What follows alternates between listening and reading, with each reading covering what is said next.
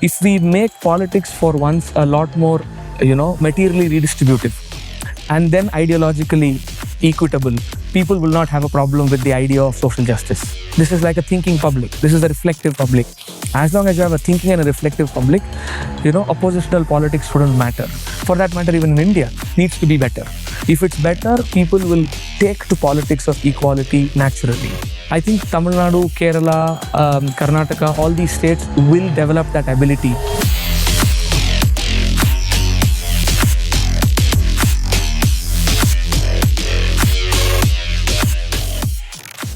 Hello, my name is Vignesh. I am a political science researcher by the day, and at times I also masquerade as a political consultant. I work on politics of mobilization in South and Southeast Asia, reading about mostly people, power, politics, and the ideas of justice, equality, and how to make politics accessible. I'm very happy to be a part of KLF Apostrophe. Thank you very much. Hi Vignesh. This time the politics of India, the political landscape of India is changing rapidly, as you must have noticed definitely. And South India is holding its own.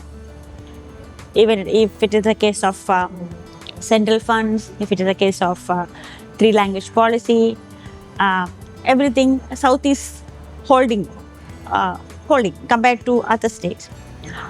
How much more South Indian states can hold this fort? The answer to that question is twofold. First, out of willingness, the other is out of ability. Out of willingness, the South Indian states will hold on till how much ever time. Because the politics in South Indian states, at least Kerala, Tamil Nadu, Andhra Pradesh, Karnataka, here politics are thought of in a way that they help people. So it is politics is for people as against people for politics. So when you foreground people and their aspirations and their needs, that's the kind of politics South India has done and will continue to do. And therefore the resistance to, let's say, three language policy, because it's just simple science where you learn in your mother tongue, you learn better, and you have one link language, you can focus on many other subjects like science, reason, math, critical thinking, etc. You add one more language, you are burdening the kid. So in terms of ability, India is also centralizing as a system. So in that context, I am reminded of good old politics of mobilization, which is basically people trying to come and say that, this is not done. And political parties being their voices.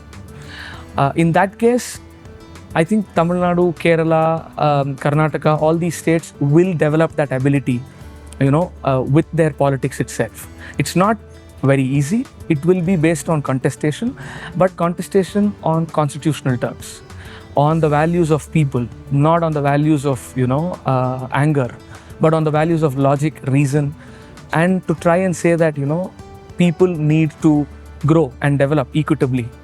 That's the logic of the politics of South India, is what I understand, and also parts of North India as I know it today.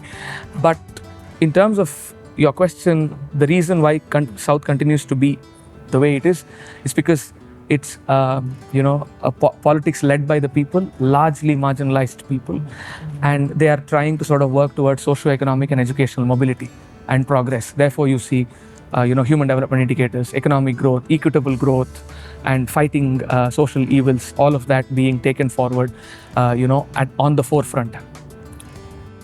And when you look at the world scenario, Trump has become a headache for almost every country. I mean, even his friends' countries are always worrying about him. So what Trump is going to do next is a big question for almost every country. How it will change? Will their by-election, some elections are coming very soon. Will that be a turning point, or will all the surveys point out that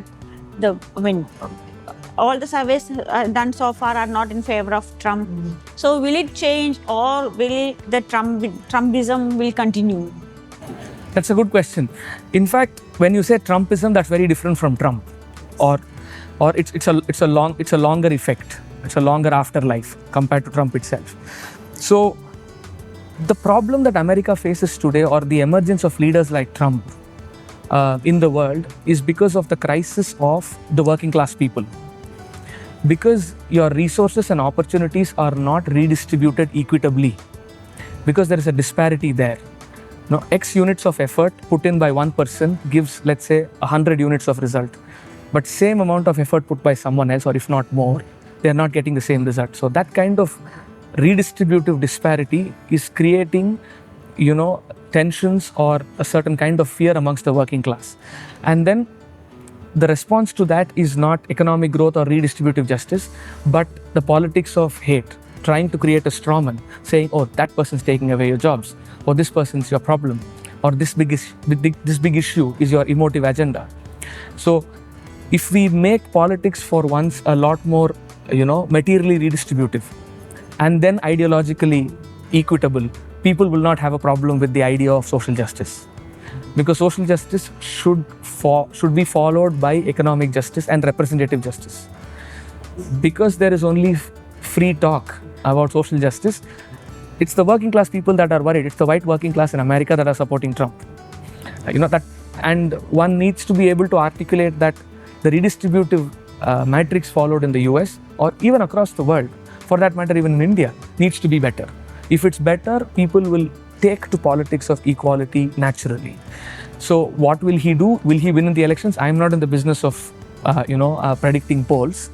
But like I said, Trumpism is essentially, or for that matter, any populist leader that is emerging in the world, they want to shy away from material aspects of redistributive justice, or even giving people their own share of the pie.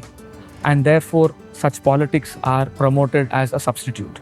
I will not give you food, but I will give you a slogan to shout. That still pumps adrenaline. You think you're active, but you will, when you go tired, you're exhausted. That's what's happening to people. The questions were to the teacher, then a political scholar, and to the political analyst. And my question is next to the person that you are a writer. Why you write?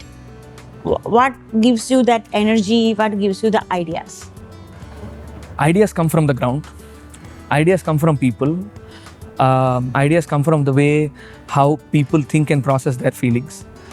And I write only to process what I see, to try and make sense of what's happening. And therefore, if my writings are in a certain way, they are because I am only trying to make sense of what's happening in the world, basis what people are telling that's happening in the world. So in other words, I am more of an analyst than of a maker of ideas. At some point I would also want to think of making ideas, etc. But so far, as much as I've been on the field, the world around me is filled with ideas. They are very astute people. The way they handle life, the way they handle situations around them, the way they respond to conditions, etc. The women, youngsters, and also sort of, retired people, working class people, all of them. So I pick knowledge up from them and then try and make sense of what's happening and what should happen. Of course, I have a normative sense of how the world should be, but it is based more on how the world is. So I don't believe in sudden changes. I believe in taking a lot of people together so that we can walk far. As against going alone, you may end up walking fast, but there's nobody with you.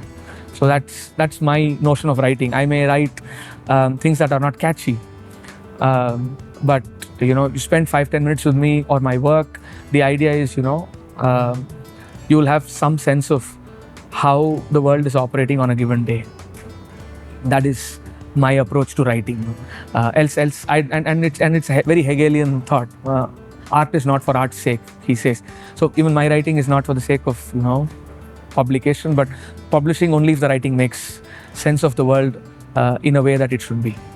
And tell me about your experience at KLF. KLF, in fact, this is like a festival. I saw families, I saw children, I saw someone who had, who was trying to collect notes and then buy a book, hardly 30-35 rupees, and then was trying to buy a book. I mean, my book, in fact, is about reading rooms in the 1950s and 60s in Madras state. And that's how these pamphlets and all came about. There's one man who would read out aloud to an entire crowd.